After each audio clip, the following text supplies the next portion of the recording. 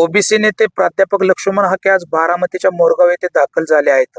यावेळी प्राध्यापक लक्ष्मण हाके यांनी अखंड महाराष्ट्राचे आराध्य दैवत अष्टविनायकापैकी मोरगावच्या मयुरेश्वराचं दर्शन घेऊन यावेळी लक्ष्मण हाके यांच्या हस्ते श्री गणरायाची आरती घेण्यात आली. यावेळी त्यांच्या समवेत इतर कार्यकर्ते बहुसंख्येने उपस्थित असल्याचे चित्र पाहायला मिळत आहे. प्राध्यापक लक्ष्मण हाके पंचायत समिती आणि जिल्हा परिषदेच्या निवडणुकीच्या अनुषंगाने गावोगावी दौरा करत आहेत. लक्ष्मण हाके आता येणाऱ्या निवडणुकीच्या रिंगणामध्ये दाखल झालेल्या राजकीय समीकरणात अनेक उलथापालथ झाल्याचं पाहायला मिळणार आहे. मोरगावच्या मयुरेश्वराचं आम्ही आज दर्शन घेतलेलं आहे.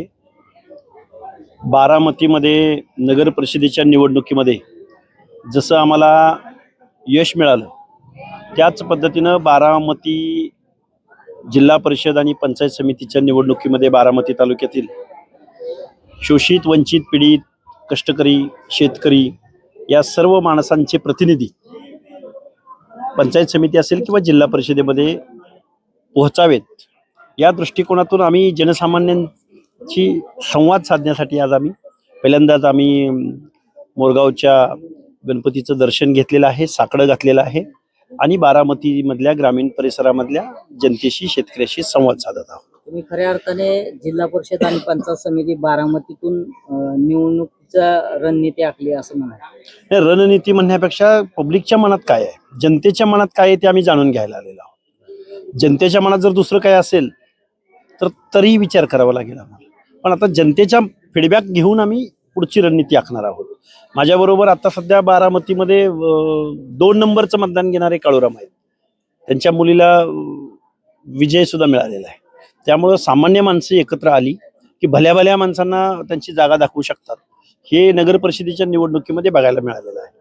खऱ्या अर्थाने आता पुणे जिल्ह्यामध्ये अनेक ठिकाणी वेगवेगळ्या महानगरपालिका असतात, वेगवेगळ्या युत्या पाहायला मिळतात. दोन्ही राष्ट्रवादी पुण्यामध्ये एकत्र आलेले पाहायला मिळतात.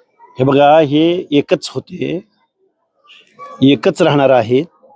फार तर पुढे जाऊन तुम्हाला सुप्रियाताई केंद्रात मंत्री दिसतील, रोहित पवार राज्यात मंत्री दिसतील. नगर परिषदेच्या निवडणुकीमध्ये आम्ही विरोधकांची भूमिका बजावली, कारण त्यावेळी तिथं बघा सुप्रियाताई आल्या नाहीत किंवा रोहित पवार आले नाहीत किंवा शरद पवार आले नाहीत. विरोधकाची भूमिका आम्हाला जनसामान्यांच्या कार्यकर्त्यांना, जनसामान्यांची भूमिका घेणाऱ्या कार्यकर्त्यांनाच बारामतीमध्ये निभवावी लागणार आहे आणि इथून पुढच्या कालावधीमध्ये असंच असणार आहे. हे पवार ठाकरे बंधू एकत्र आलेत, पवार बंधू एकत्र आलेत, विरोधक सगळे सत्ताधारी पक्षातून तिकीट मागतायत, मूळ कार्यकर्ते हे वाऱ्यावर आहेत. त्यामुळे जनसामान्यांची आणि मूळ कार्यकर्त्यांची आम्हाला भूमिका इथून पुढच्या कालावधीमध्ये बजावावी लागेल. नुकतंच बारामतीमध्ये उद्योगपती गौतम अदानी आलेले होते आणि सर्व पवार कुटुंबीय एकत्र आल्याचं पाहिलं. मग आम्ही पवार कुटुंबियाला कायम काय म्हणत आलोय की ही ईस्ट इंडिया कंपनी, ह्यांना जनसामान्यांचं, सर्वसामान्यांचं काही देणं घेणं नाही. हे प्रोफेशनल राजकारण करतायत. राजकारणाचं व्यावसायिकरण करण्याचं काम जर कोणी केलं असेल तर ते पवार फॅमिलीने केलेलं आहे. पवार फॅमिलीची दुसरी बाजू म्हणजे अदानी, शाहिद बलवा. पवार कुटुंबियांची दुसरी बाजू म्हणजे बाबा कल्याणी.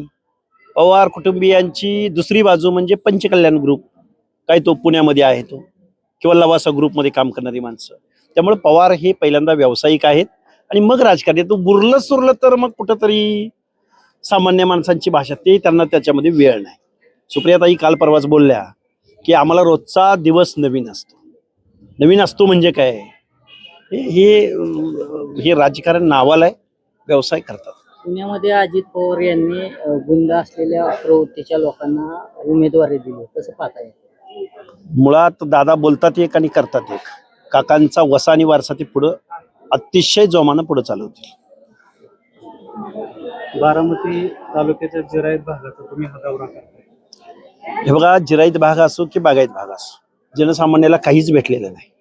बागायती भागामधल्या लोकांनी रात्रंदिवस मेहनत करायची आणि पैसे नेऊन यांच्या हवाली करायची किंवा ह्यांच्याच पतसंस्थेचे लोन काढायचं आणि त्या व्याजापोटी पिढ्यानपिढ्या खपतायत. त्यामुळे जिरायत भागाचे प्रश्न तर आहेतच, पण बागायती भागामधली लोक खूप सुखी आहेत असा कुणीही कयास काढू नये. जिल्हा परिषद पंचायत समितीचा हा पॅटर्न आहे जो महाराष्ट्रात कशा प्रकारचा राबवला? बघा, आम्ही बारामतीमध्ये पवारांना हादरा देऊ शकतो किंवा पवारांना विरोध करू शकतो किंवा पवारांच्या गावात जाऊन आम्ही विजय जर मिळवू शकत असेल तर महाराष्ट्रातली जनता कधीही तयार आहे.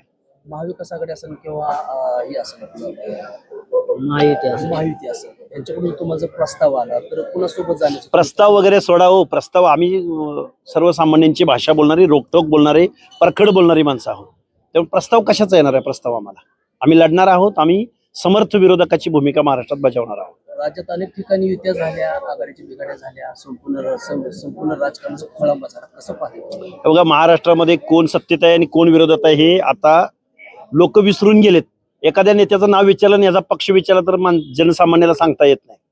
कारण तो काल रात्री मनसेच्या मिरवणुकीत असतो आणि सकाळी उठून भाजपच्या कमळावर निवडणूक लढतो, किंवा काल काँग्रेसमध्ये असतो आणि आज कमळा, किंवा काल भाजपमध्ये असतो उद्या मशालचं चिन्ह घेऊन निवडणूक लढवतो. त्यामुळं महाराष्ट्रातल्या राजकारणाचा एवढा खेळखंडोबा आणि एवढा चोथा मला वाटत नाही की महाराष्ट्राच्या राजकारणाच्या इतिहासात पहिला कधी झालेला असेल. त्यामुळं अशी परिस्थिती आहे महाराष्ट्रामध्ये.